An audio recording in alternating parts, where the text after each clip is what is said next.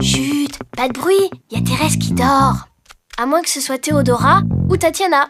Et d'où tu sors ça? Il y a un thé là. C'est pas un thé, c'est une croix sans la 4e branche. C'est un symbole ancien que les gens accrochaient parce qu'ils croyaient en Dieu. Elle doit mal dormir dans son lit tout plat. D'ailleurs, c'est bizarre, tout est plat ici. Ouais, et c'est les mêmes couleurs en plus. Ouais, en même temps, on voit bien où sont les draps et l'oreiller grâce au trait. Vuillard voulait rendre quelque chose d'apaisant. C'est pour ça que les couleurs se ressemblent et qu'elles sont douces. T'arrives à dire des trucs intéressants sans ton bouquin? Ouais, mon guide. Alors? Eh bien, voilà, on dirait plus une berceuse qu'un tableau. C'est vrai, c'est calme. Oh, je ferais bien la sieste. Comment il s'appelle ce tableau? Au lit. Il y a peut-être de la place pour moi. Qu'est-ce qui vous arrive? Au lit, musée d'Orsay.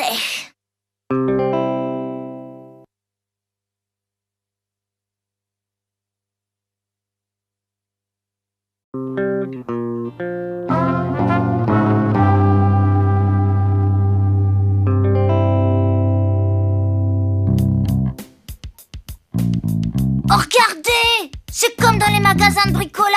Il y a des films où on voit les gens refaire leur plancher. Sauf que là, on est en 1875. Ce sont les raboteurs de parquet de Gustave Caillebotte. Pourquoi ils pensent ça? C'est pas très gai. Justement, c'est pour montrer que c'est un travail pénible et ennuyeux. C'est pour ça que son tableau est tout gris. Et puis à l'époque, c'était encore mal vu de peindre des ouvriers. Son tableau a même été refusé à un salon parce qu'on le trouvait trop vulgaire. Ah, je vois. Il voulait montrer ce que les autres ne montraient pas. Et avec tous les détails, c'est dingue! Il a peint tous les petits morceaux de bois. Oui, et même les craquelures sur les murs. Il a dû s'embêter à copier tout ça. Il a pas tout copié. C'est juste l'impression qu'il veut donner, mais on dirait des vrais. Eh ben moi, ça me donne pas envie de devenir raboteur. On doit avoir mal au dos et les genoux en compote. Il y a plus de raboteurs aujourd'hui, il y a des ponceuses, tu sais. Des ponceuses? Heureusement que je suis un garçon alors, parce que je voudrais pas devenir ponceuse. Raboteur de parquet, musée d'Orsay.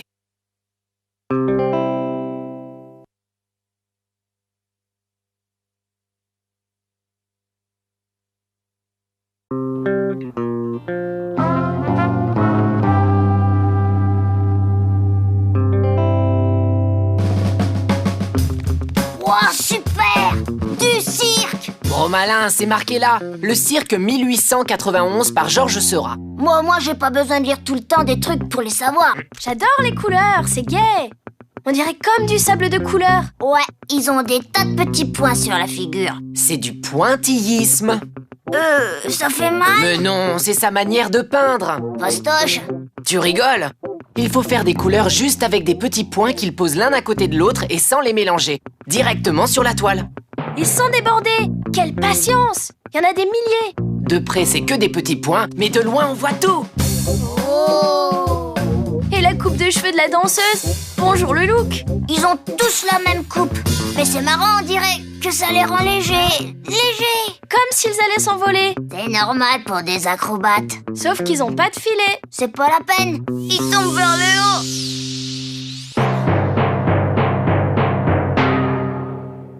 Le cirque, musée d'Orsay.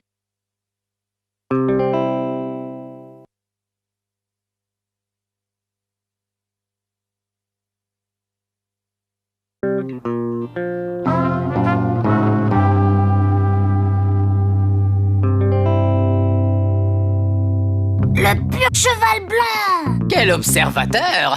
Ça tombe bien, le tableau s'appelle comme ça. Au lieu de faire le malin avec ton guide, tu ferais mieux de regarder. T'as même pas vu qu'il y en a d'autres, des chevaux derrière? Ah ouais?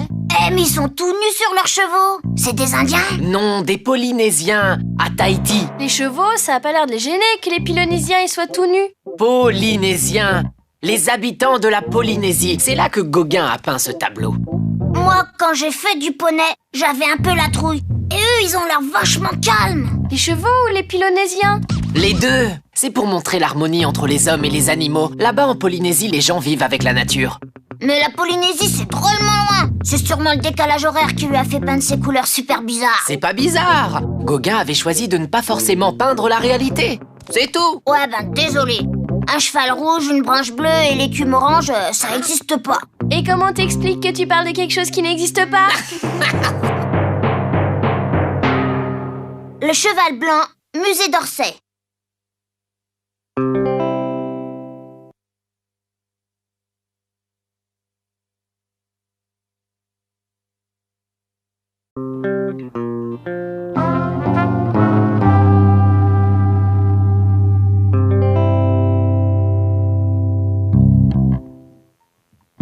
Waouh, super la statue! Une vieille sorcière emporte un chevalier vaincu, tandis que sa malheureuse princesse essaye de le retenir. Mais il est pas jeune, le chevalier. Normal, ça s'appelle l'âge mûr. J'ai compris, c'est un homme emporté par la vieillesse qui dit adieu à la jeunesse. Pas seulement, écoutez. Camille Claudel a représenté sa propre histoire. Elle s'est fait kidnapper par la vieillesse? Non, elle était jeune et amoureuse du sculpteur Rodin, qui avait 24 ans de plus qu'elle. Alors elle, c'est Camille Claudel. Lui, c'est Rodin. Et c'est qui la vieille bique? La compagne de Rodin, qu'il n'a pas voulu quitter pour Camille. Dis donc, il avait besoin de lunettes. Elle allait pas sculpter un canon, elle était jalouse. Et très malheureuse. Regardez comme elle le supplie de rester. Ça a pas l'air drôle, l'âge mûr. T'inquiète, t'y es pas encore. Commence déjà par l'âge de raison.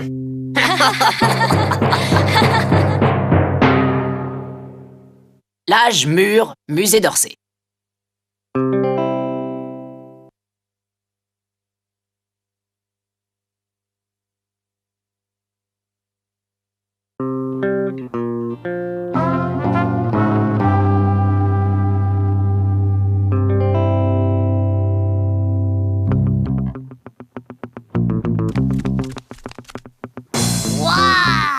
Un zombie! C'est pas un zombie, c'est l'homme qui marche de Rodin.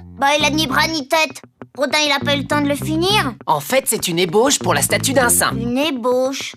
Un brouillon, si tu préfères. De toute façon, on n'a pas besoin de sa tête pour marcher. C'est fastoche. D'abord, on pose le talon par terre, puis le reste du pied et... Hop, regarde ton pied gauche. T'as relevé le talon, alors que la statue, elle a les deux pieds bien à plat sur le sol. C'est parce qu'en fait, Rodin a triché. Il a pris 2 mouvements pour n'en faire qu'un. Regarde. Quand tu commences ton pas, c'est le pied gauche qui est à plat. Et quand tu avances, c'est le pied droit. Alors c'est comme si son homme qui marche était entre deux pas. Oui, et ça donne une plus forte impression de mouvement. Trop fort. C'est vrai que vu d'ici, on dirait que l'homme va nous marcher dessus. Oh là là là. Et moi, il me donne le vertige. Après l'homme qui marche, le petit qui tombe.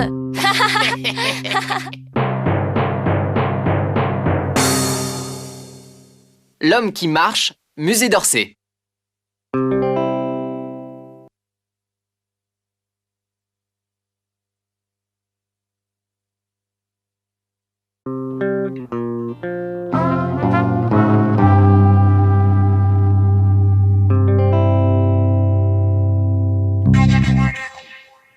Y a Batman à table, avec sa famille, là. Patate. C'est la silhouette du peintre, Félix Vallotton. On risque pas de le reconnaître. Ouais, c'est rien qu'une ombre, ça fait peur. Il fait comme le tableau, il observe sa famille un peu comme un étranger. Quand il l'a peint, il venait de se marier. Alors ça lui paraît encore un peu bizarre. Elles ont de drôles de vêtements. Jamais je m'habillerais comme ça. En 1899, c'était la mode, t'aurais bien été obligé. Elle est jolie, la petite indienne. C'est pas une indienne, c'est sûrement sa fille. Exact, avec sa femme et un ami poète qui rêvasse. Il se tient mal, super mal, le poète. Moi, à la maison, j'ai pas le droit de mettre les coudes sur la table. Heureusement que c'est pas éclairé comme ça à la cantoche, on n'y verrait rien. Pourquoi c'est tout noir autour? C'est un dîner, c'est le soir quoi. Il a peint ce qui l'intéressait, seulement ce que la lampe éclairait. C'est bizarre, c'est pas gay, mais c'est beau. L'inverse de toi, quoi. Très drôle. Le dîner, effet de lampe, musée d'Orsay.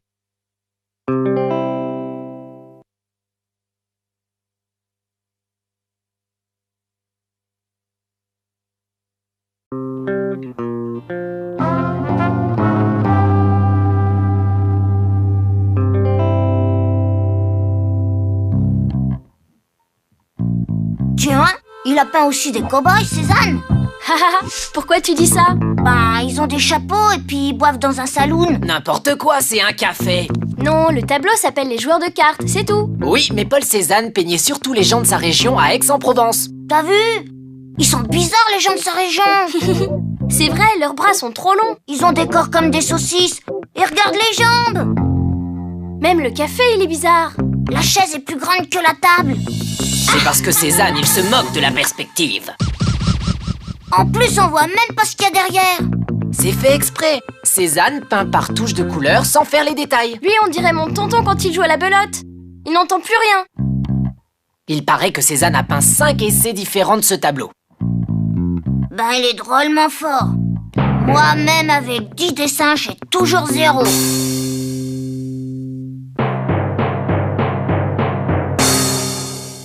Les joueurs de cartes, Musée d'Orsay.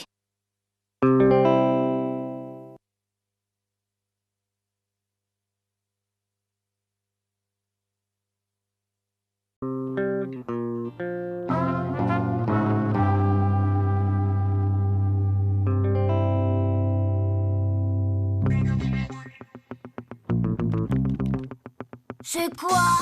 Une sorcière africaine? Gentille en tout cas.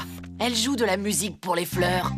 Et pour les animaux aussi. C'est la charmeuse de serpent, peinte en 1907 par le douanier Rousseau. Un douanier? C'est même pas un vrai peintre.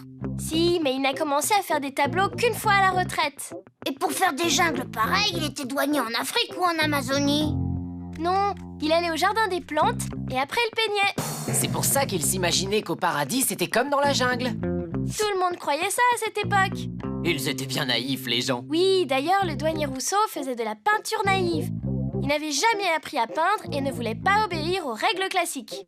Mais comment tu sais tout ça, toi? Ben, tout le monde le sait, non? Incroyable. Quel gros naïf.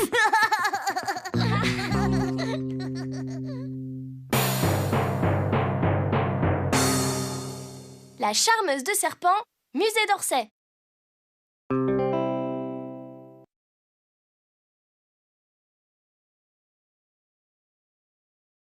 Oh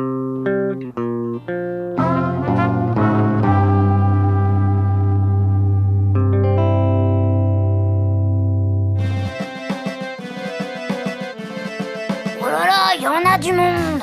C'est le bal du moulin de la Galette d'Auguste Renoir, 1876. Et comment il a fait pour peindre? Les danseurs devaient bouger tout le temps. Il a peint son tableau à cette terrasse de café en s'aidant de croquis. C'est pas à la terrasse qu'il était, mais à la cuisine.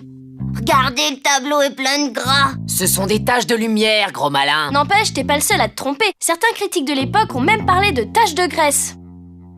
Et toc! Il devait être un peu miro. De loin, on voit tout de suite que c'est le soleil qui passe à travers les arbres. Ah oui, c'est vrai. Ça fait comme les boules disco. Ça me donne envie de danser. Je suis le roi du disco. J'ai le sens du tempo. Si Renoir était ici, il serait tout ébloui. Aïe. Ouais, et je suis même sûr qu'il te prendrait comme modèle, mais pour un autre tableau, celui qui s'appelle le clown. Ah, très drôle.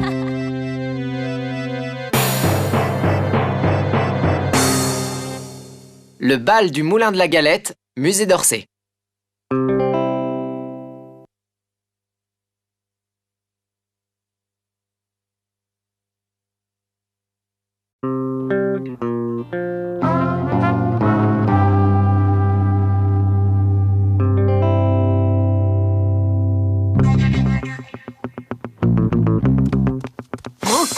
Venez voir, c'est marrant. Ce tableau, il est tout blanc. Il est pas blanc du tout. Il y a du bleu, du gris, du blanc sale.